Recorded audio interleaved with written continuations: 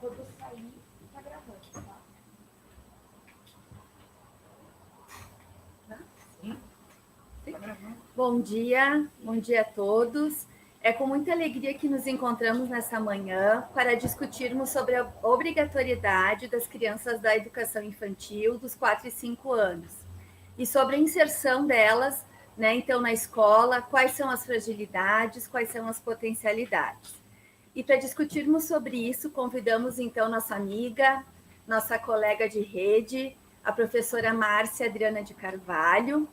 É um orgulho tê-la aqui, Márcia, né, pelo teu conhecimento, pela tua capacidade, por tudo que a gente conhece de ti, pelas contribuições também que sempre são bem-vindas para nós aqui do município, enfim, para o Estado e para o Brasil inteiro, enfim. A Márcia, ela é professora da rede municipal, foi também presidente do Conselho Municipal de Educação aqui de Caxias e atualmente, então, ela é presidente do Conselho Estadual de Educação. Márcia, agradeço a tua disponibilidade de ter aceitado o nosso convite, de estar aqui, e gostaria que tu falasse para a gente um pouquinho de todo esse cenário, né, tão inusitado que estamos vivendo, e de como você vê a educação infantil com tantas especificidades, né, tão diferente, digamos assim, das outras etapas da educação, no meio de tudo isso, no meio dessa pandemia, nesse contexto. Como é que tu enxerga a educação infantil, então, diante de tudo isso? Bom dia, Fábio. Bom dia a todas e todos que nos acompanham aqui nessa live, né, bem especial desse conjunto de webinários que a Secretaria está promovendo sobre a educação infantil. Agradecer o convite na pessoa da diretora Carla, né, me sinto muito honrada em ser colega da rede e poder participar desses momentos, né, que são momentos de formação também, que nós todos e todas precisamos, né, em especial, né, nessa situação atípica que todos nós estamos vivendo, né. Então, agradecer muitíssimo esta oportunidade e de poder dialogar com os colegas aqui da rede de Caxias do Sul, enfim, do nosso território como um todo e todos aqueles que estiverem nos acompanhando.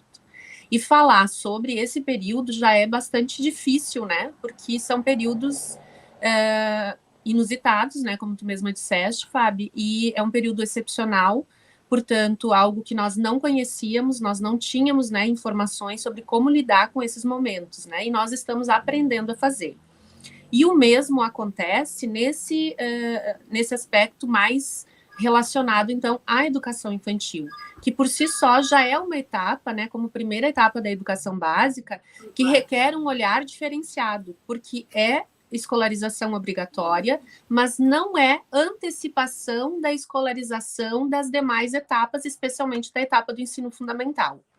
Então, quando nós todos fomos pegos aí de surpresa com essa questão da pandemia, né, enfim, embora estivéssemos aí acompanhando as questões nos outros continentes, né, quando em 11 de março a pandemia foi declarada pela Organização Mundial de Saúde, nós nos demos conta de que nós estávamos envolvidos nessa situação também, e logo na sequência, né, nós tivemos a suspensão das atividades presenciais.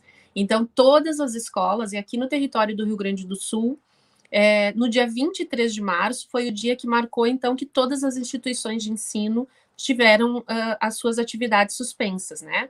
Algumas instituições foram parando no dia 16, 17, né, de março, e todas, né, e todas as de educação infantil também suspenderam as suas atividades, né, no território do estado do Rio Grande do Sul em 23 de março. E, obviamente, que muitas dúvidas surgiram, né? Porque a educação infantil, ela não tem nenhum aspecto na legislação que fale da não presencialidade. Todas as orientações para o funcionamento da educação infantil são presenciais. Porém, nós estamos vivendo um momento de excepcionalidade e, portanto, soluções excepcionais também tiveram que ser pensadas para este momento, né?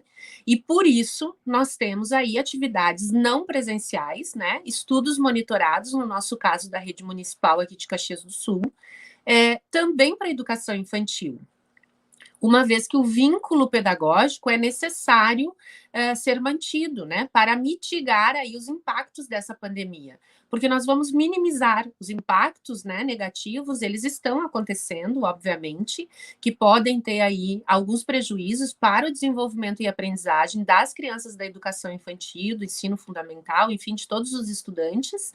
Porém, o que nós precisamos fazer nesse momento excepcional é mitigar esses impactos negativos por meio de uma parceria que a gente tem feito muito mais forte, né? A educação infantil sempre teve essa característica de um trabalho articulado com as famílias, porém, neste momento, isso fica mais evidente e mais necessário, uma vez que todo o planejamento pedagógico feito pelos professores, pelos educadores, ele precisa ser mediado por alguém da família, por quem está convivendo com as crianças neste momento. E aí é importante a gente fazer dar um enfoque em 2 aspectos que eu consideraria que neste momento são necessários. O primeiro é esse que tu comentaste da obrigatoriedade da educação infantil. E por que desta obrigatoriedade? E depois o segundo aspecto, que a gente pode detalhar um pouco mais, são as questões, né, as evidências pedagógicas aí que são necessárias a gente tratar também. Então, nesse momento de pandemia e da não presencialidade, e por vezes até de não termos na legislação, especialmente lá no início, ainda no mês de março, as orientações, né, porque se esperava que a gente tivesse uma coordenação nacional, né, para esse momento excepcional de calamidade pública de saúde, mas que obviamente impacta todas as áreas e também a educação não fica fora disso. Porém, essa coordenação nacional, ela não existe até hoje. Na verdade, nós ainda aguardamos orientações, nós ainda aguardamos pronunciamentos, né, por parte do governo federal, Ministério da Educação, mais especificamente, e também do Conselho Nacional de Educação. Mas, nesse sentido, né, ainda no dia 18 de março, o Conselho Nacional lançou uma nota pública, né, falando sobre os aspectos legais. Só que nesses aspectos legais, a gente não encontrou fundamento, por exemplo, para a educação infantil. E, ao mesmo tempo, a gente tem toda a legislação falando da obrigatoriedade da matrícula das crianças a partir dos 4 anos, né, no ano que elas completam 4 anos, até 31 de março.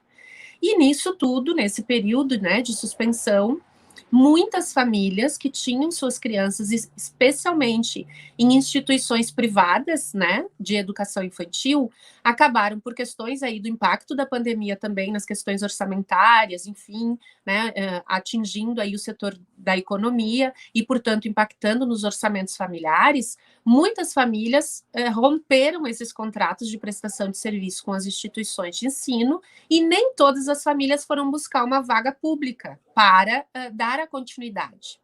Na faixa etária da creche, de 0 a 3 anos, a gente não tem obrigatoriedade por parte das famílias de manter o vínculo com uma escola de educação infantil. Porém, a pré-escola existe esta obrigatoriedade, porque a educação é um direito e é um dever. E no caso da educação infantil, a contar dos 4 anos, né, desde que completos até o dia 31 de março do ano em que se faz os 4 anos, as famílias têm o dever de matricular os seus filhos em instituições de ensino autorizadas. E aí a gente tem essa dificuldade do entendimento, né, de que por que eu tenho que manter matriculado se não está tendo aula, se as escolas não estão funcionando. Os prédios das escolas podem estar fechados parcialmente, porque todas as escolas acabam tendo algum tipo, né, de plantão, de atendimento, mesmo nesse período excepcional, uma vez que as escolas aí também acabam exercendo um outro papel nesse momento de pandemia, né, articulado aí com outras áreas sociais também, como saúde, como assistência social, uma série de questões. Mas o trabalho pedagógico, ele não parou. Então, é importante que as famílias, né, que os pais, os professores, enfim, educadores e educadoras entendam que a obrigatoriedade, ela se mantém também no período da pandemia. Não é porque a pandemia é um período excepcional e nós não estamos com atividades presenciais nas instituições de ensino que as famílias ficam desobrigadas dessa matrícula e da manutenção dessa matrícula numa instituição de ensino. Então, inclusive, isso gerou uma série de dúvidas também. O próprio Ministério Público, por meio das promotorias regionais de educação, exarou uma nota técnica, inclusive, falando sobre isso, porque daí, no início, as escolas também preocupadas com essa suspensão, né, dos vínculos aí de contrato de serviço, né, da prestação de serviços nas instituições privadas e até mesmo nas escolas públicas, né, com essa falta do contato com as famílias, enfim, de retorno, acabaram começando a fazer FICAIs, né, que são as fichas de encaminhamento, né, de infrequência. E aí o Ministério Público ficou preocupado com isso também e exarou uma nota técnica, a nota técnica número 2, é do dia 25 de junho, então vocês veem que as coisas vão acontecendo na medida em que as situações vão se apresentando, as demandas vão chegando, e aí a gente vai buscando soluções para essas demandas de acordo com a chegada dessas demandas. Então, lá no dia 25 de junho apenas, né, se a gente considerar a suspensão de atividades em março, e aí a gente só vai ter em junho essa nota técnica das Predux, falando que as FICAIs, elas não são para esse momento, porque nós estamos em momento não presencial. E a infrequência, ela se dá nos momentos presenciais, porque o ensino, obrigatoriamente, é presencial para a educação infantil e ensino fundamental. Porém, nesse período excepcional, nós tivemos aí normativas do Conselho Nacional de Educação, do próprio Conselho Estadual e também do Conselho Municipal de Educação de Caxias do Sul, falando dessa excepcionalidade para esse momento. Mas esta excepcionalidade da não presencialidade não desobrigou as famílias do compromisso e do seu dever de manter a matrícula. E aí, nessa nota técnica, né, então, além de explicar que as FICAIs não são para esse momento, né, se as crianças não estão realizando os estudos monitorados, no caso aqui de Caxias do Sul, ou as atividades domiciliares, que é a nomenclatura que a gente usou no sistema estadual de ensino, ou as atividades pedagógicas não presenciais que o Conselho Nacional de Educação falou, não significa que temos que fazer a FICAI. O instrumento indicado para esse momento daí é a buscativa. Porém, essa excepcionalidade, como eu disse, não desobrigou as famílias da manutenção do vínculo, da matrícula. Então, é necessário que as famílias tenham esse vínculo da matrícula com uma instituição de ensino de educação infantil que seja credenciada e autorizada, obviamente, né? Para que não tenha descumprido o seu dever de família de manter este vínculo com uma escola. Então, por isso a importância, né, de nós falarmos dessa obrigatoriedade de manutenção das matrículas. E quem, porventura, né, rompeu lá um contrato de prestação de serviços numa instituição privada e não foi buscar a central de vagas, precisa fazê-lo, porque senão poderá sim, aí sim, a instituição que perdeu esse contato dessa criança e não tem a comprovação de continuidade de estudos numa outra escola, ou minimamente da busca da vaga, mesmo que ela não tenha sido designada ainda, a escola de origem dessa criança poderá sim daí abrir a FICAI, que daí neste caso o Ministério Público orientou que seja aberto a FICAI, porque nós perdemos o vínculo dessa criança no sistema de ensino. Ela não está nem numa instituição privada, nem numa instituição pública, e ela não está vinculada a nenhuma instituição que possa nos dizer, olha, está aguardando a designação da vaga ou já foi matriculada nesta escola. E aí sim, a escola de origem, ela deve fazer a abertura da FICAI, comunicando então ao Conselho Tutelar e ao Ministério Público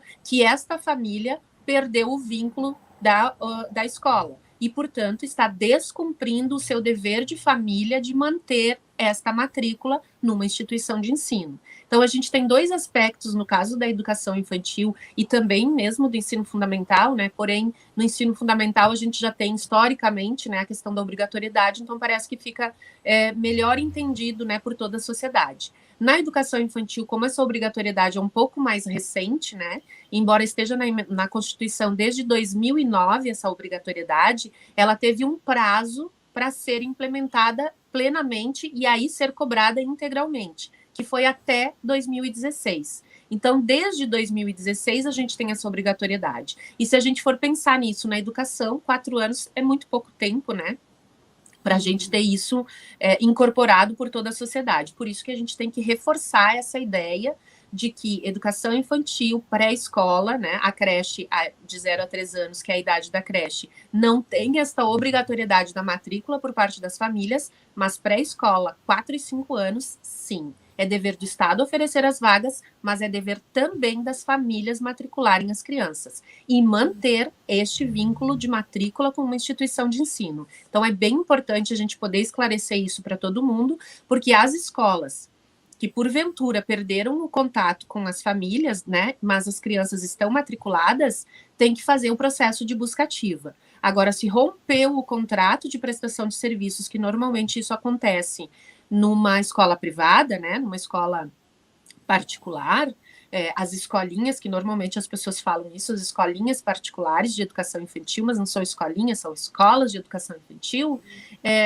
estas daí tem por obrigação fazer a abertura da FICAI, porque perderam esse vínculo da matrícula sem ter a comprovação de uma busca, pelo menos, da vaga na central de vagas, né? Que acreditamos, né, que nesse período aí, o número de famílias que buscou a central de vagas para a faixa etária de 4 e 5 anos acabou aumentando, né? Por conta justamente do impacto aí na economia e nos orçamentos familiares. Mas do aspecto de obrigatoriedade, a gente precisa sim atentar para esse fato, esclarecer quanto mais possível, né? Esclarecer a sociedade como um todo que é necessário mesmo a obrigatoriedade de matrícula numa escola de educação infantil.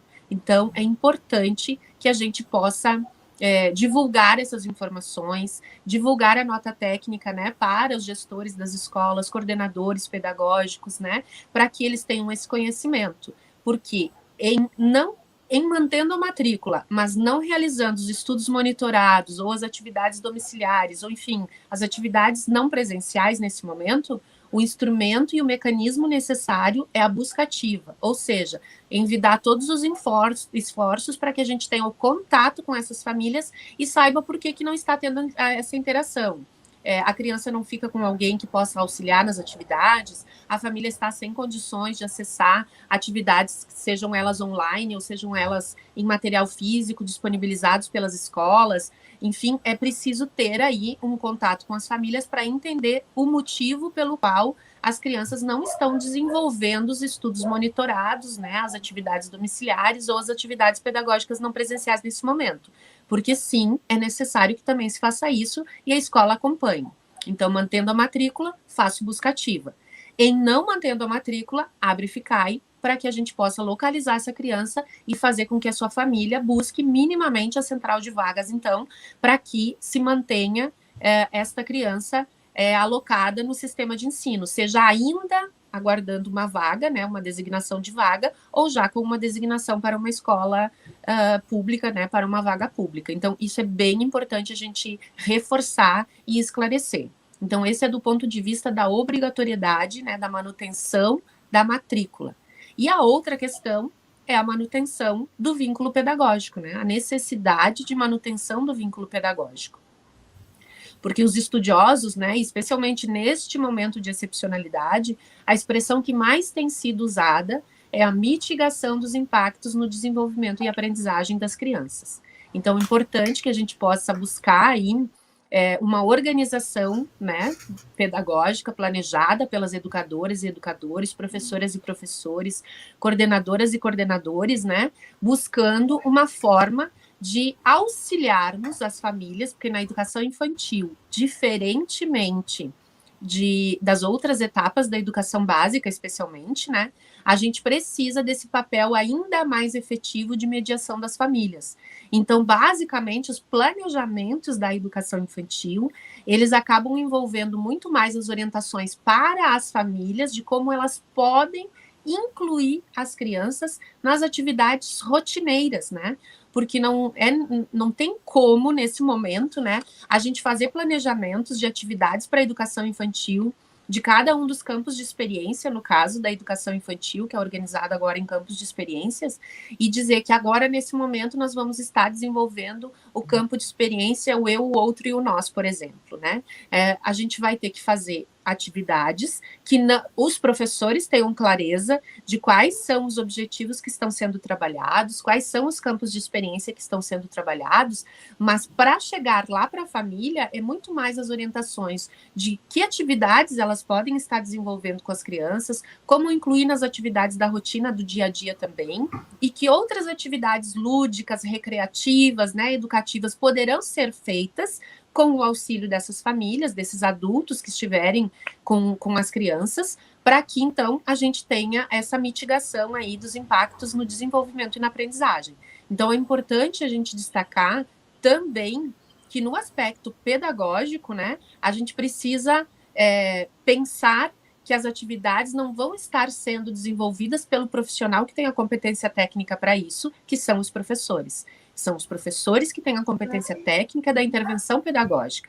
Nesse momento, nós vamos manter os vínculos pedagógicos por meio de atividades planejadas, pensadas, para que quem estiver lá com as crianças em casa, nesse momento, possam desenvolver atividades de forma lúdica, recreativa, educativa, que contribuam para a continuidade do desenvolvimento e aprendizagem que vai acontecer também, né? Naturalmente, as crianças se desenvolvem e aprendem. A gente sabe que a aprendizagem se dá ao longo da vida e em todos os espaços, né? Portanto, desenvolvimento e aprendizagem acontecem, mas nós precisamos auxiliar, contribuir, né, com essas famílias para organizar, talvez, algumas dessas atividades, pensando justamente nesse desenvolvimento necessário e mais pontual para as crianças nessa faixa etária. E por que a gente tem que manter essas atividades? Por que a gente tem que fazer o planejamento dessas atividades, pensar com muito carinho, né? Tentar nos colocarmos no lugar do outro, né? Quem são essas famílias que vão receber essas atividades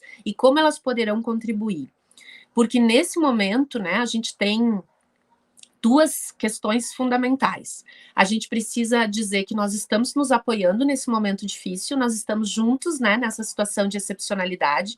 Então, acho que é importante também as famílias entenderem que nós, das escolas, estamos, né, junto com as famílias na mesma situação de pandemia, na mesma situação, né, de ter aí os cuidados, restrições da circulação de pessoas, da aglomeração, disso tudo. Então, a gente também tem todas essas questões que a gente precisa estar cuidando. Mas nós estamos juntos, nós estamos junto com essas famílias, nós estamos ao lado delas para auxiliá-las. E a segunda questão é poder contribuir diretamente, né, no desenvolvimento e aprendizagem dessas crianças, porque a neurociência nos mostra, né, que especialmente até os 4 anos, a plasticidade do cérebro, né, a questão do desenvolvimento, do potencial de desenvolvimento das crianças é imenso.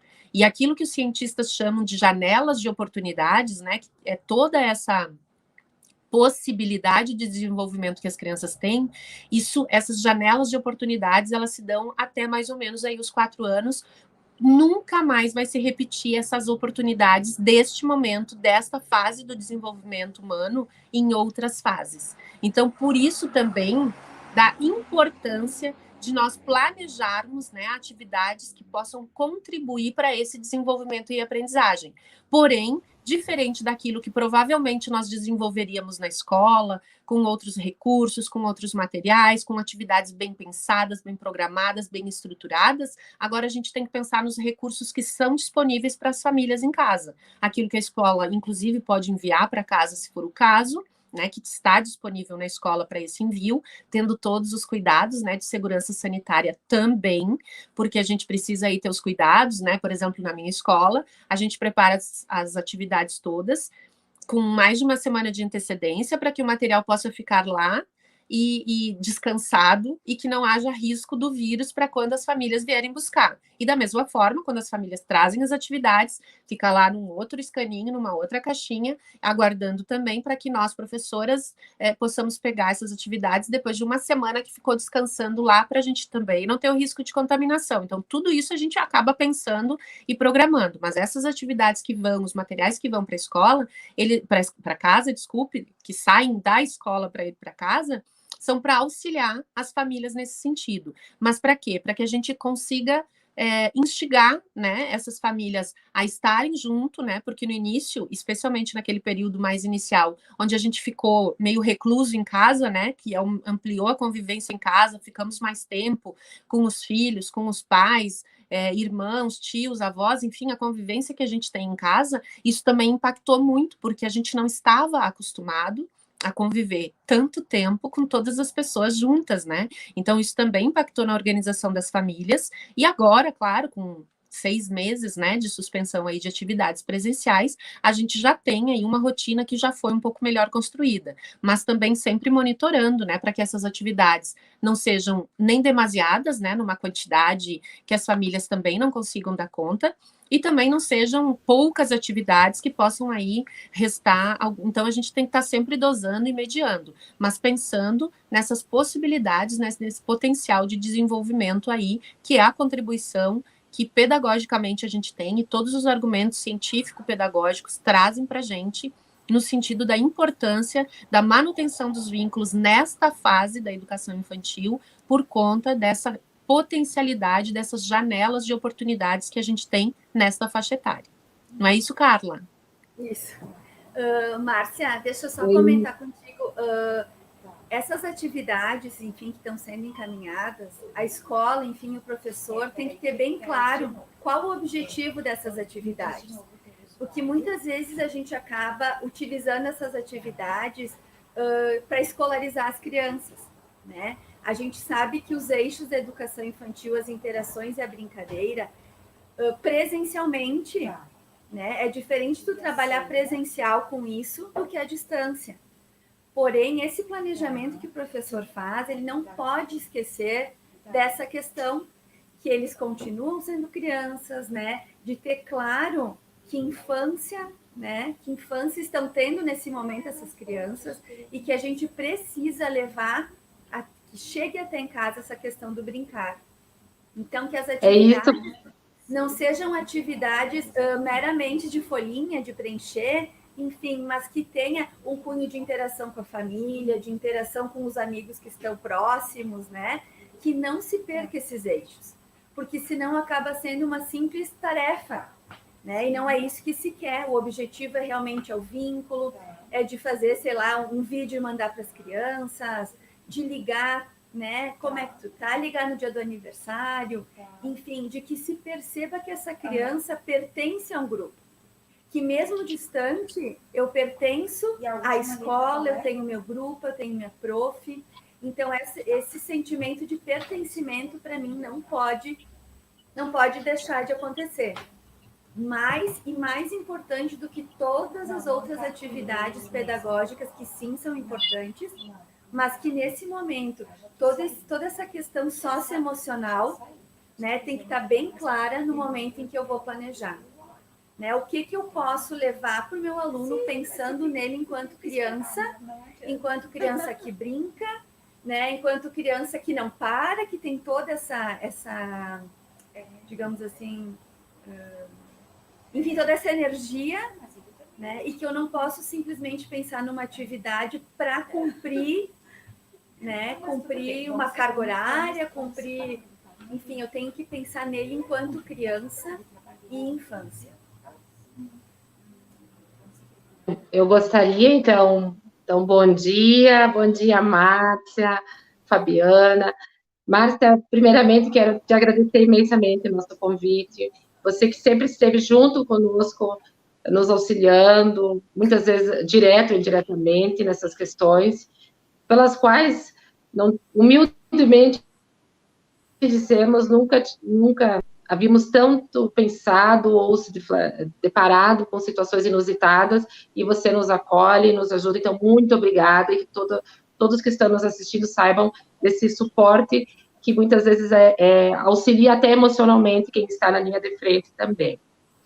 E nesse contexto, né, escutando que a professora Márcia fala, a Fabiana, eu ressalto o cuidado especial para a educação infantil, esse olhar atento, nesse monitoramento de saber onde eles estão, como eles estão, essas nossas crianças, muito assim, o carinho, o cuidado de nós, professores, sabermos, como dissemos aí, muito mais, às vezes, que uma atividade puramente cognitiva, ou puramente do desenvolvimento, né, de competências, habilidades, as previstas na base, ou nos campos de experiência, é sabermos como estão nossas crianças hoje, o que elas estão passando, se elas estão tendo contato com os familiares, estão auxiliando, se elas estão sozinhas.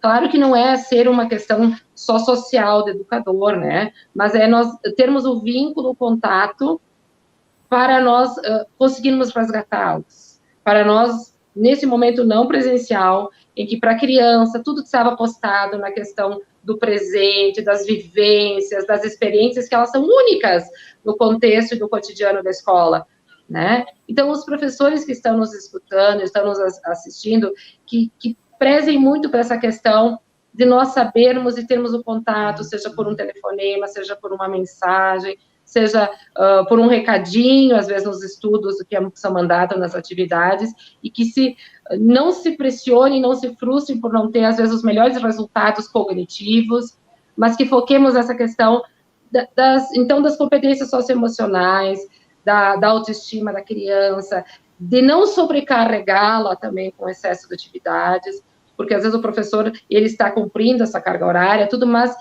para a criança não precisa tudo isso. Uma coisa é a função professor na escola, né, o seu regime de trabalho, e a outra coisa é o planejamento para essa criança, que ela não vai fazer se for algo difícil, se a família não souber, né, auxiliá-la. Principalmente, eu aponto a questão da literatura, de vir a literatura como esse direito, que pode ser agora encarado como parte da aproximação com a família, uma contação de histórias, que a mãe possa, ou a mãe, a avó, que uma atividade possa ser voltada para saber como que era antigamente, como brincavam, nem tudo precisa ser registrado no papel, nem tudo se precisa registrar em fotos, vídeo, que também está cansativo, porque uma coisa é nós falarmos, né, nas atividades lá, maio, junho, e a outra é agora, que também está um estresse, um esgotamento das famílias, que estão passando por situações de inúmeras e múltiplas formas, que estão também num desgaste. Então, que nós, professores, tenhamos esse olhar cuidadoso, essa escuta, esse olhar sensível para as crianças, que muitas delas estão brincando bastante, estão aprendendo outras experiências, né? Eu digo ao meu filho que nunca tinha ido pescar do pré-2, ele foi pescar com outros, foi ver outras coisas de mundo e forma que talvez só no dia a dia da escola não ia ser permitido. Então, também existe isso. Mas também temos outras crianças que estão em espaços reduzidos, cuidando de irmãos. Então, assim, nós, professores, somos os guardiões, né? Guardiões deles, não só da aprendizagem formal e escolar da escola, mas guardiões da sensibilidade, de sabermos como eles estão. É lógico que nós não temos o raio-x de saber tudo da casa, como estão vivendo, não, mas sabemos, olha, essa criança, ela não está fazendo tudo isso, mas ela está tendo um acompanhamento familiar, ela está sendo cuidada, mas então vamos tentar uma atividade ou outra mais, não digo mais simples, mas menos tão elaborada, que permita, que exige da família, às vezes, um esforço tão grande no qual ela não pode agora desempenhar. Eu acho que esse nosso momento de falarmos da obrigatoriedade é entender que todas elas têm que estar, sim, mantidas com o vínculo com a escola, porque senão nós perderemos isso, e nós não podemos, nesse momento, perder nenhuma criança, nenhum estudante, ninguém de contato com a escola formal. Mas nós também, professores, temos e podemos oferecer atividades que não sejam as mais complexas, aquelas que façam, às vezes, que haja uma desistência da família, uma desistência. Que o primordial seja o resgate, a manutenção dos vínculos, que seja o brincar para um olhar da escola, da criança, com a professora, e especialmente nessas questões de saber como ela está se sentindo, o que ela está fazendo, que aprendizagens ela está desenvolvendo, além daquelas que poderia ser feita na escola. Então, com as questões socioemocionais, né? O acolhimento, como a professora Gabriela nos aponta, né? Um acolhimento que não precisa, que não necessariamente não é no momento presencial, mas há uma forma de fazer a acolhida no não presencial. E essa acolhida pode ser feita pelo diálogo, né? Um diálogo que não também no face a face, olho a olho, mas um diálogo de outras formas, um diálogo por uma cartinha, por um bilhete, por um dizer como você está, né? E aí, claro, que nós temos múltiplas variáveis, que nem todos têm acesso à internet, ao computador, para fazer esses diálogos pela internet, ou pelos meios digitais, mas a gente que encontre formas, como eu digo, seja num papel, num recadinho, eu acompanho muitas escolas e elas estão fazendo, as professoras dando alguns mimos, e observa, digo, queridas, que profs, tem profs amadas demais, e é isso que eu acho que merece ser pontuados na educação infantil. Professora amorosa, como estamos vendo, professora que está preocupada, tem prof que queria atender suas crianças, gente, olha que ponto nós chegamos, elas de tão preocupadas que estão, elas queriam formas, e aí nós orientamos, não, nesse momento não podemos, mas o carinho, o amor, vão além, às vezes, daquilo que nos permite, isso deve ser ressaltado, né? Nós acompanhamos diretamente com profissionais, com professores que estão desempenhando essa função, e merece ser registrado o que percebemos e que nunca mais esqueceremos, né? A amorosidade, o diálogo, e não tem como nós não dizermos, nós enxergamos Paulo Freire retratado na imagem dos professores. Daquilo tudo que está na teoria, tu observa naqueles profissionais, professores que estão fazendo o possível e o impossível para não perder nenhum, para não ter nenhum a menos nisso aí, não só na questão, como repito, do aprender, de aquilo tudo que estava previsto na base, tudo aquilo que se pensava, idealizado, mas no aprender de dizer, estamos aqui, estamos junto com você, se tu precisar, prof, está aqui, pode entrar em contato, e nós vamos dar esperança. Eu acho que esse professor, ele está muito assim, dando esperança para as suas crianças. Tem professor que se emociona e chora, então eu já acompanhei várias postagens, vários vídeos, de ver o professor se emocionando, de ver suas crianças lá na telinha, ou no trabalhinho, na letra. Isso é muito maior do que tudo.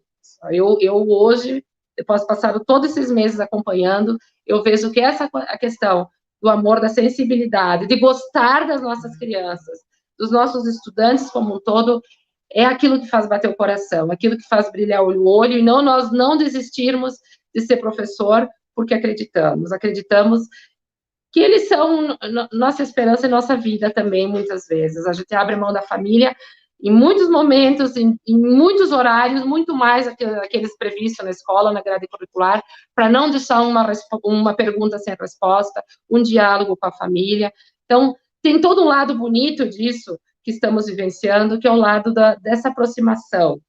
Claro que não conseguimos atingir todos, tem pais que não estão mais nos vínculos, que já se afastaram, mas nós não desistiremos, nós tentaremos até quando também tivermos força, porque não podemos também esgotar o professor de ficar o tempo inteiro atrás, que não é também esse ponto que a gente quer chegar, mas é daquilo da sensibilidade, a criança mandou um oi, é a retribuição, que além do nosso compromisso só previsto em regimento, em proposta, isso é além. É aquilo que não estava escrito e que nós assumimos porque nós não abandonamos nenhum. O que vocês acham? Diga, é a fala do coração daquilo que estou vendo. Diga, um reconhecimento grande mesmo aos professores todos, e nesse momento eu me faço recorte para os da educação infantil, que fazem, assim, o possível e impossível, seja até num pirulito, eu vi também junto, num resgate, naquilo que eles querem, porque dizem assim, são os meus pequenos, eu quero ver, aproveitar com saudade. A palavra saudade é forte, e acho que é uma das que vai definir nós, nesse contexto de afetividade e de lembrança das memórias. São as memórias narrativas que nós contaremos no futuro do que vivenciamos. A tua fala é bem importante, né, Carla? Porque, na verdade, todos nós, toda a sociedade teve que se reinventar nesse período. A gente teve que se reorganizar. E aí a gente tem que valorizar, sim, toda a capacidade que as professoras, os professores, enfim, as educadoras e educadores estão tendo nesse momento, e de buscar todos os seus esforços, inclusive a gente sabe do envolvimento que é muito pessoal nesse momento também, por conta de que a pandemia acabou desvelando algumas fragilidades que a gente tem nas políticas educacionais, né? Então, isso faz com que, se a gente não tem uma coordenação nacional, a gente não tem algo que pudesse estar sendo disponibilizado para todas as instituições de ensino, né? E pensando especialmente nas questões das escolas públicas, onde é o maior número de escolas e que, obviamente, a gente deveria ter algum suporte, né? A gente esperava pelo menos isso, né? De que uma coordenação nacional pudesse dar um suporte para as instituições, para as mantenedoras públicas, né? Secretarias estaduais, secretarias municipais de educação, de condições para a continuidade desse vínculo pedagógico, seja por um ambiente virtual de aprendizagem, seja disponibilizando equipamentos, enfim, isso não aconteceu. Então, na verdade, acabou desvelando essa fragilidade que a gente tem em termos de políticas públicas e educacionais, especialmente, e aí a gente teve cada uma das escolas, cada coletivo de professoras e professores indo atrás desses recursos possíveis, fazendo levantamento dentro da sua realidade do que seria mais adequado, né, aquilo que alcança mais, né, as crianças, enfim, então a gente sabe desse esforço, dessa dedicação e dessas atividades que estão sendo pensadas com muito carinho, né? Então essa questão da acolhida que foi comentada ali no chat, ela é uma acolhida de todos nós, né? Ela é uma acolhida de nós, professoras e professores, dos colegas da escola, né? Mesmo os não docentes, das famílias dessas crianças e das próprias crianças. Então, no caso da educação infantil, especialmente educação infantil em tempo integral, que até ali 20 de março, 19 de março, ainda teve contato com as crianças e é de tempo integral, a gente tem um conhecimento muito maior ainda do funcionamento dessas crianças, né? Da organização familiar que muitas vezes essas crianças têm. Então, isso facilita muito, né? O planejamento das atividades pensadas para cada uma das crianças, né? Eu não vi ali, não gravei o nome da prof que escreveu. Cada ser é único, né? E o planejamento também acaba a gente pensando, né? Quando a gente está planejando, a gente pensa, bah, mas o fulano, nessa hora, no caso, eu não estou com educação infantil, né? Mas aí tu pensa, mas nessa hora o fulano vai estar sozinho, ele só vai ter a ajuda de alguém à noite, por exemplo, que não é o caso normalmente das crianças da educação infantil, porque minimamente eles ficam com os irmãos mais velhos, né? Mas, enfim, a gente sempre pensa, e aí tu vai pensar uma atividade que sirva para todos, mas que aquele também consiga fazer. E na educação infantil não é diferente, né? A gente pensar que essas atividades de manutenção de vínculo pedagógico, elas vão servir sim para uma interação maior da família e talvez situações que as famílias antes nem faziam. Por exemplo, sentar e contar uma história. Ou enquanto está lá fazendo almoço ou lavando a roupa, cantando uma musiquinha junto com a criança, fazendo uma dancinha, né? Coisas que a gente não vai, digamos assim, interromper a rotina da família, porque a gente não pode também querer agora que as famílias se reorganizem para fazer aquilo que a escola fazia, que também não é possível, Mudar né? a rotina também não é possível. Até porque não é a escola, mas a gente dando as orientações para as famílias de como na sua própria rotina elas podem incluir atividades que são lúdicas, que são necessárias, que são do brincar, né? Porque a gente tem muito isso na educação infantil, que são do brincar, que são do lúdico, que são da imaginação e que a gente precisa incentivar e orientar as famílias de como fazer. Então, ter lá um momento de cantar musiquinha, de fazer uma brincadeira de roda, né? De fazer lá uma dancinha, de incluir na rotina as explicações do que a família está fazendo naquele momento, né? Daí por que a criança não pode interagir naquele momento com a família, né? E esse diálogo também é uma forma de nós estarmos contribuindo para esse desenvolvimento e aprendizagem. Porque a gente sabe que as crianças estão em casa, elas estão crescendo, elas estão se desenvolvendo e elas estão fazendo talvez outras aprendizagens que não são aquelas que nós gostaríamos de estar planejando e desenvolvendo na escola, mas elas estão fazendo isso. Então, enquanto o corpo delas está crescendo, o cérebro delas está se desenvolvendo, e esse crescimento do corpo, do cérebro, né, vai impactar no desenvolvimento cognitivo também, nas questões de autonomia, né? Por isso da importância de saber como as crianças estão, se elas estão conseguindo fazer as atividades, conversar com as famílias também, dentro do possível, obviamente, né?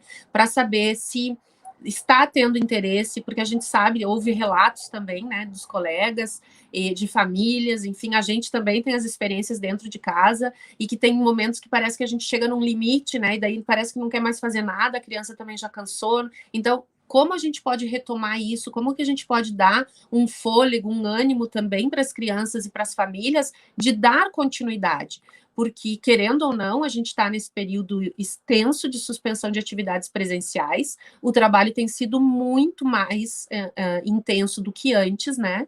Porque se para planejar uma atividade antes, lá na rotina da educação infantil, a gente levava 1 hora enquanto professoras e professores, talvez essa mesma atividade, agora que a gente tem que pensar nas adaptações, em como a gente vai escrever, em como a gente vai gravar um áudio, como a gente vai fazer um vídeo, isso demora 2, 3 horas. Então, efetivamente, a gente tem um envolvimento, né, dos profissionais da educação também, dedicados por mais tempo para fazer uma atividade antes que para ele, né, se ele fosse desenvolver sozinho e buscar os recursos dentro da escola, seria muito mais prático. E agora não, a gente tem que pensar como vai chegar a atividade lá, se ela está entendível, né, do jeito que a gente pensou para ser executada, enfim, isso seria muito, muito importante e isso acaba envolvendo mais tempo. Então, essa amorosidade, essa afetividade, a gente tem dos professores para com as crianças e as famílias e as crianças também estão retribuindo, porque quando eles mandam para a gente um áudio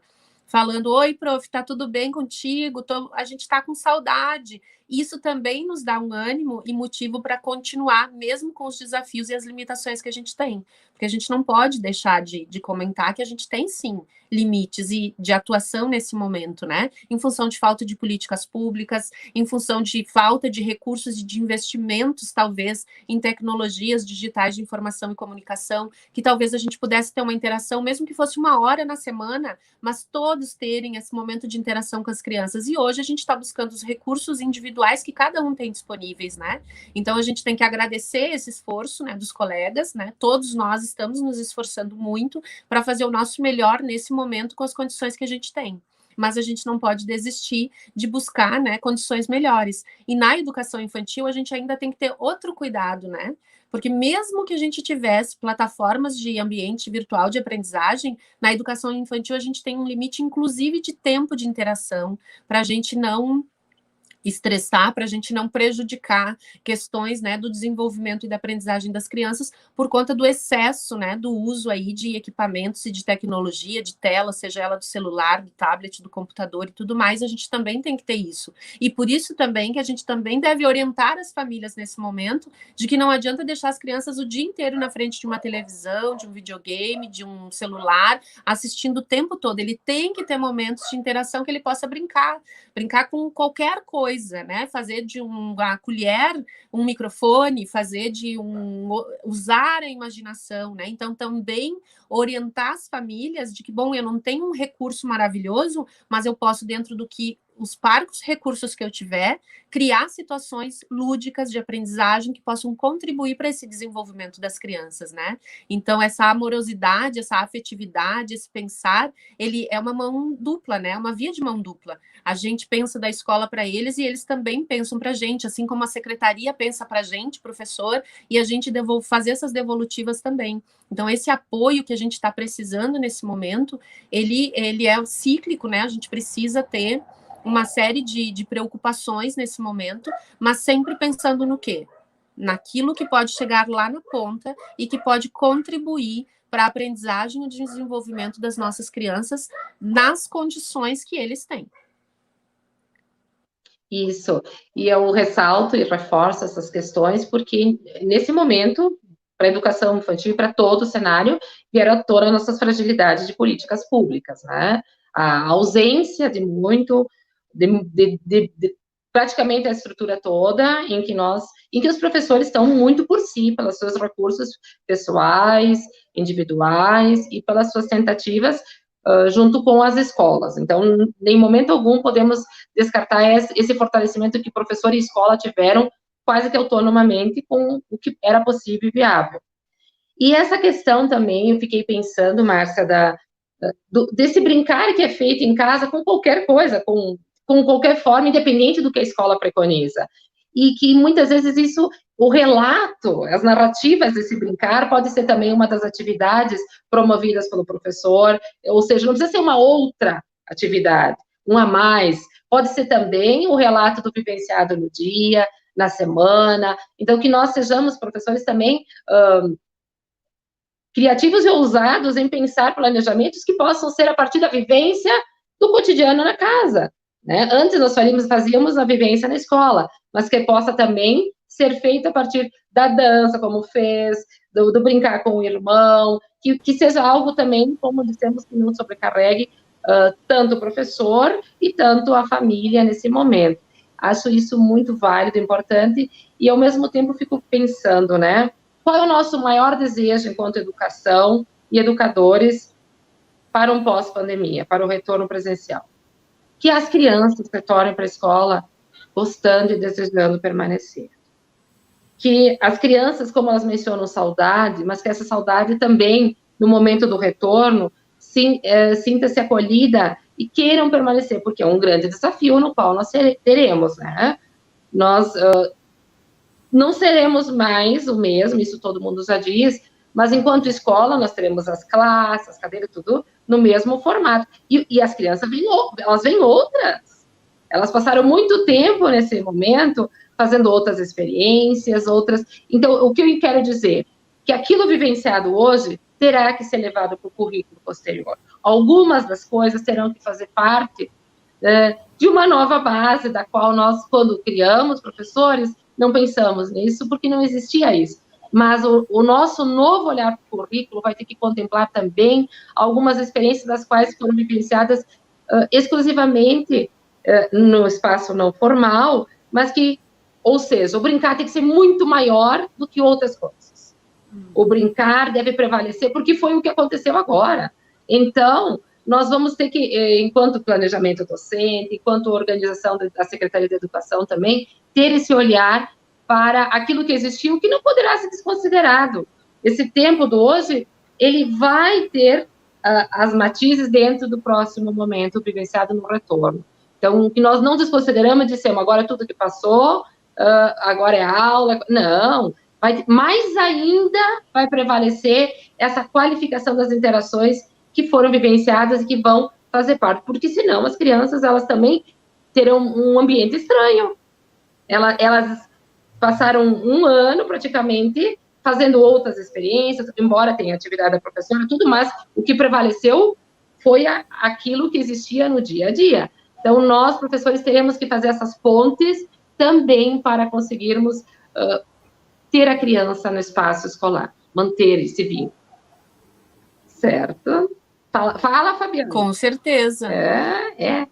Fábio, tu quer falar, Fábio, querida? Eu ia comentar, enfim, que o Paulo Fock sempre coloca, né, que o currículo da educação infantil é também quando a criança aprende a vestir-se, né, no momento que ela come, enfim, essas atividades cotidianas da criança em casa também, né, fazem parte do currículo. Então, tudo que tu colocou, Carla, essa questão do cotidiano também precisa ser levado em conta, porque é currículo na educação infantil. Sim. E a importância... Com certeza, né? Também. As maiores aprendizagens a gente faz na infância e a gente depois reproduz essas aprendizagens nas outras fases de desenvolvimento. Porque é na infância que a gente aprende a caminhar, que a gente aprende a falar, que a gente aprende a se alimentar sozinho, que a gente aprende a fazer as nossas escolhas, vestir a nossa roupa, né? Fazer todas essas questões. Então, essas aprendizagens, elas vão se repetir ao longo das fases do desenvolvimento da vida, porque depois, quando são adolescentes, aprende a caminhar diferente, aprende a se vestir diferente, aprende a comer diferente. Todas essas aprendizagens se repetem, né? Mas elas acontecem na infância, onde a gente tem ali a maior janela de oportunidades até mais ou menos os 4 anos, como dizem aí os cientistas, né? Então, essas aprendizagens estão acontecendo também em casa, com outra convivência. Então, também na hora de pensar o planejamento da volta, né? E como a gente teve aí autorização pelo governo do estado, né, da própria etapa da educação infantil, um dos argumentos que foi utilizado para o retorno, iniciando pela educação infantil, foi este do desenvolvimento humano. Este foi o maior argumento que fundamentou a escolha para o retorno à presencialidade, em função de mitigar aí esses impactos, né, no desenvolvimento humano. Enfim, então as escolas aí dentro da organização, depois que cada um dos territórios também tem, né, porque a gente tem o decreto estadual, e a gente tem a prerrogativa de que os chefes dos poderes executivos municipais podem fazer, inclusive, decretos municipais mais restritivos, como, por exemplo, aqui foi dito que somente as escolas particulares retornariam, as privadas com gestão compartilhada com a prefeitura não retornaram. Esta é uma prerrogativa do chefe do executivo local. Inclusive, teve prefeitos que já decretaram que até o final do ano ninguém volta à presencialidade no seu território. E ninguém é ninguém mesmo, não é só a rede municipal. É rede municipal, estadual, as instituições privadas de educação infantil, de educação superior, por conta da decisão que ele tomou. Então, mas o decreto estadual permitiu. Mas o decreto municipal pode, inclusive, ter decisões mais restritivas nesse sentido, né? Então, a gente aqui está respeitando isso. E outro dia, vendo uma formação sobre educação infantil, porque agora, nesse momento, também a gente tem participado, talvez, de mais possibilidades de formação, né? Por ser virtual, a gente ter acesso a pessoas que talvez presencialmente a gente não conseguiria nem trazer por conta de agenda, recursos e etc., e que nesse momento a gente tem conseguido, né? E aí teve uma reportagem, o palestrante apresentou uma reportagem preocupado, né, com o retorno da educação infantil, porque depois de tanto tempo, né, e não era aqui no estado, mas eu acabei vendo uma reportagem bem parecida, né, aqui do estado do Rio Grande do Sul também, que a escola de educação infantil voltou e a primeira atividade que a escola fez foi de um material pronto, impresso e reproduzido igual para todos. Então, a gente fica, no caso nosso aqui, fica 6 meses sem o contato, né, presencial, e aí a primeira atividade que a gente vai oferecer para as crianças na acolhida é um material pronto, né, copiado e um desenho igual para todos. Então, o cuidado que a gente tem que ter também nesse sentido. Então, o currículo, né, e o FOC é um profissional exemplar e estudioso, dedicado para a educação infantil e ferrenho defensor, né, da educação infantil como espaço não de antecipação da escolarização, que é do ensino fundamental, e sim do desenvolvimento das capacidades das crianças por meio do brincar, por meio das atividades lúdicas, da imaginação, enfim, e que essas atividades do cotidiano, elas precisam ser incluídas, né?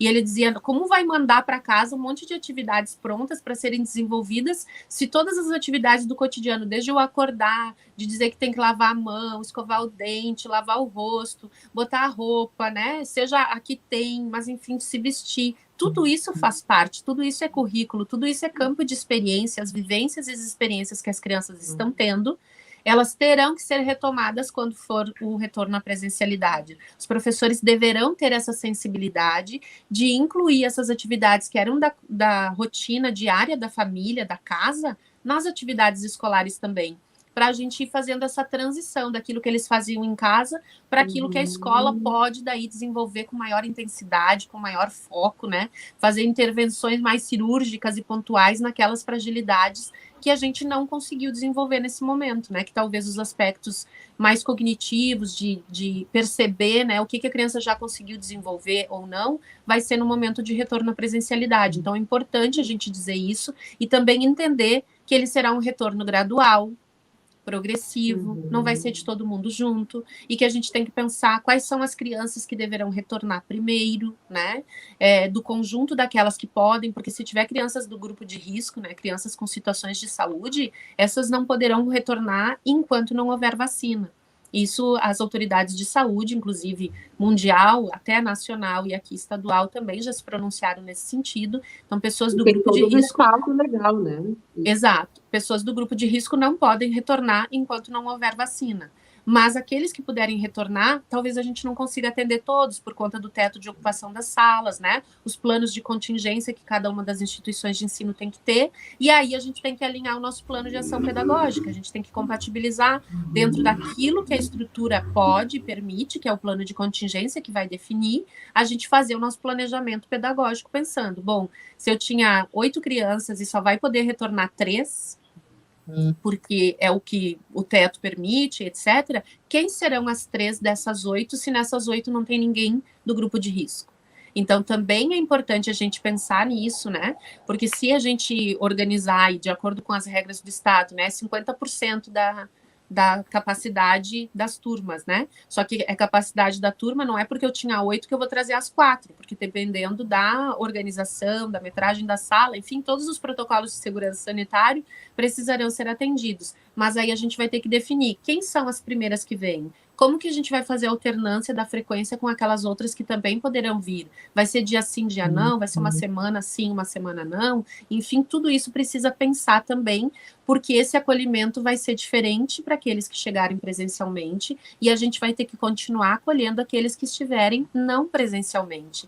Então, é um desafio que a gente tem para esse momento, é uma situação que a gente nunca viveu, então a gente não tem como ir lá buscar, né, na nossa experiência anterior, uma forma de viabilizar isso agora. A gente tem que ir tentando, pensando e planejando, né, fazendo o caminho caminhando, que eu tenho dito isso, né, a gente tem que estar construindo o caminho caminhando, e é um caminho que a gente não sabe o próximo passo, porque a gente não sabe o que vai ter na frente, se é um terreno bacana para a gente dar o próximo passo, ou se de repente tem uma imensa rocha que a gente vai ter que pensar em como desviar, ou em como tirá-la do nosso caminho. Então, isso é importante também a gente pensar. E por isso a gente tem que pensar juntos, né? Aqueles que podem contribuir, que têm alguma ideia, alguma sugestão, eu sempre digo, mais do que a gente só apontar os limites, a gente também tem que indicar as possibilidades. E nesse momento nós precisamos de todos nos auxiliando a indicar os melhores caminhos, né? Porque os estudos a gente vai fazendo para situações conforme elas vão chegando. A gente demorou para ter parecer do Conselho Nacional. O Conselho Nacional se pronunciou em 28 de abril, o ministro só homologou em 29 de maio, só publicou no Diário Oficial dia 1º de junho. Então, sistemas municipais, por exemplo, ficaram aguardando por uma precaução, por uma cautela, que isso pudesse ser organizado. Enquanto isso, a gente foi fazendo. O Conselho de Educação de Caxias se pronunciou ainda no mês de maio, né? Mas por quê? Porque a gente precisa orientar também. Mas se porventura tivesse alguma coisa em contradição, a gente tem que rever. Então é muito difícil a gente prever muito adiante, porque pode vir uma norma posterior, né? Estamos ainda aguardando agora. O governo também editou a medida provisória, aquela 934, lá do dia 1º de abril. Ela já se converteu em lei, então é a Lei 14.040, do dia 18 de agosto, onde desobriga a educação infantil de cumprir os dias e as horas, mas não é porque desobrigou de cumprir os dias e as horas que a gente não precisa mais fazer nada, muito pelo contrário, a gente precisa continuar mantendo esses vínculos, não para cumprimento de carga horária ou de dia letivo, mas sim para manutenção dos vínculos, para a gente fundamentar a importância da existência das escolas de educação infantil, porque senão daqui a pouco vão dizer que não precisa mesmo escola de educação infantil, e que a educação infantil não precisa mais ser da educação mesmo, porque é só um lugar para cuidar das crianças, né? Então, a gente precisa manter tudo isso, né? Então, essa lei, por mais que ela tenha tirado essa obrigatoriedade de cumprimento do dia letivo e da carga horária para a educação infantil, não nos tirou a obrigatoriedade de disponibilizar esse direito da educação infantil e de manter o dever das famílias de manter esse vínculo, essa matrícula das crianças numa instituição de ensino credenciada e autorizada. Então, por isso da importância de nós continuarmos e de nós pensarmos atividades que sejam possíveis para esse desenvolvimento e aprendizagem da educação infantil ocorrer da forma como ele for possível nesse momento, mas não podemos desistir, né? Como dizia Paulo Freire, a gente tem que esperançar, né? Esperançar é levantar-se, é ir atrás, é não desistir, e é juntar-se com o outro para fazer de um outro modo. Isso eu acrescento, Fabiana, até para nós ir finalizando, né?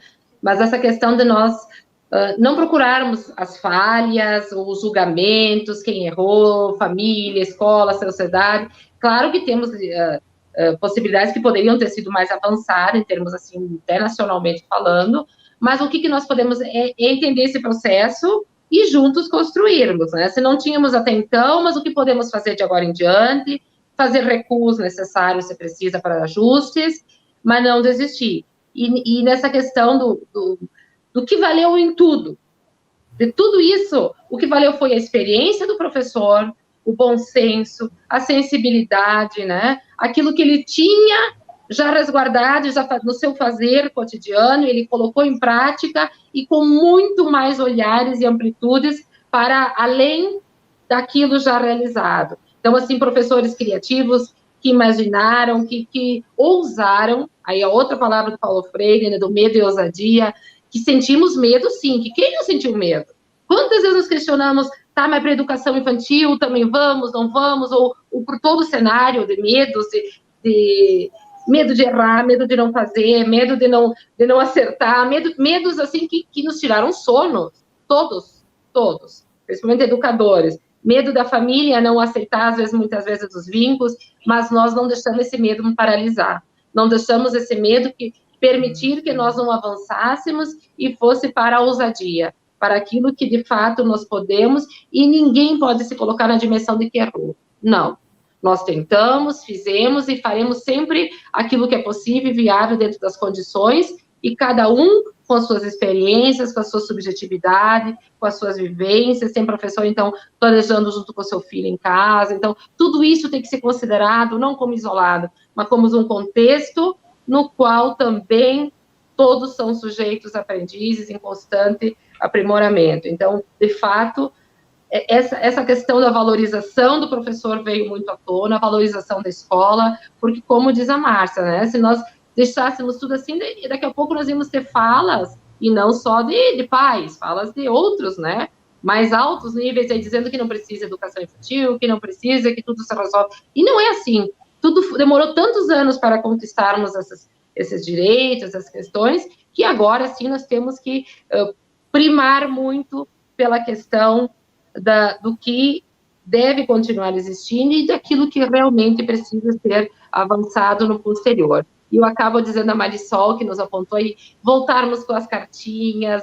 Ela diz, porque a carta, o que é? A carta é um gênero textual que traz toda a afetividade de quem escreve para quem recebe, de quem faz um desenho para a criança, com uma imagem, com um recado, tem afetividade, tem a emoção, e tem todo o contato não presencial. Então, eu acho, assim, né, que nós vamos nos encerrando para não termos o tempo da Márcia esgotado, mas a Fábio fará o fechamento, mas dizemos de tudo assim, o coração que bate pela educação, o coração que faz brilhar o olho, aquele que impede de nós se sentirmos paralisados, ameaçados pela sociedade muitas vezes, né? Eu vejo muitas falas de professor com medo de julgamentos, medo de ser represado ou de represálias sociais, mas que saibam que tem o apoio num cenário muito maior, de que está aí junto com o professor, como disse ontem um profissional, os professores foram gigantes nesse momento, que não abandonaram,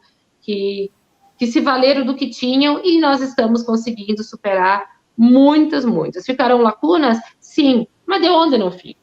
Mas não é só para isso que vamos olhar, nós vamos olhar também para os ganhos, para tudo aquilo que foi possível com o inusitado de um dia para o outro, muitas vezes, né? Então, é de fato isso do coração que bate pela educação e pela educação infantil muito latente e forte nesse momento. Fabiana, faça as suas falas finais para a Márcia. Nós, enquanto professores, né, de educação infantil, que a gente tem esse olhar sensível, essa escuta para essas crianças, né, que nesse momento se pense no bem-estar delas, que eu acho que é fundamental, né, que não estamos falando de ensino infantil e sim de educação infantil. Então, que tenhamos todo um cuidado em respeitar essa criança, em respeitar esse momento, né, de vida dela, que enquanto professores a gente tem essa sensibilidade toda, como a Carla e como a Márcia muito bem colocou. Eu agradeço, assim, de coração a participação de todos vocês. Acho que a educação infantil tem muito a discutir, né? Tem muito a melhorar, a gente tem muito a estudar, né? E crescer para que se garanta o direito dessas crianças, né? De várias coisas, de brincar, de ser feliz, de ser criança. E eu acho que não vai faltar oportunidade para a gente estar discutindo novamente isso. Obrigada, Márcia, pela tua disponibilidade, pelo teu carisma, pelas tuas palavras. Sempre que a Carla a gente precisa, a gente recorre à Márcia, né? Que prontamente sempre nos auxilia. Obrigada, Carla, também pela oportunidade. Imagina, é um prazer poder estar aqui compartilhando esse momento com vocês, contigo, Fábio, contigo, Carla, que moram no meu coração também, e com todos os colegas que estavam nos acompanhando, inclusive via aí de outros estados, né, que estão acompanhando também. Mas dizer que é muito importante que a gente não desista desse nosso trabalho, porque se a gente trabalha com educação é porque a gente acredita que a educação, ela não transforma o mundo, né? Como dizia Paulo Freire, ela transforma as pessoas e as pessoas transformam o mundo. E nós precisamos ter esse trabalho da educação infantil, continuar esse trabalho dedicado, porque o nosso trabalho impacta para toda a vida. A formação desses sujeitos, eles serão outros sujeitos porque tiveram essa intervenção da educação infantil. Então, é importantíssimo que a gente tenha todo o cuidado, né, nesse planejamento da educação infantil, e que esse momento, mais do que nunca, está impactando na vida de todos nós. E, obviamente, vai contribuir no desenvolvimento e na aprendizagem das crianças que estão vivendo esse período de pandemia, junto conosco, que já somos adultos e que temos aí uma condição diferenciada de entender esse momento. E talvez esse momento também impactará para toda a vida essas crianças, né? Então, agradecer essa oportunidade, dizer que sempre sigo à disposição. O Conselho Estadual, da mesma forma, sempre à disposição para aquilo que for necessário. Um abraço para todo mundo. Gratidão. Obrigada.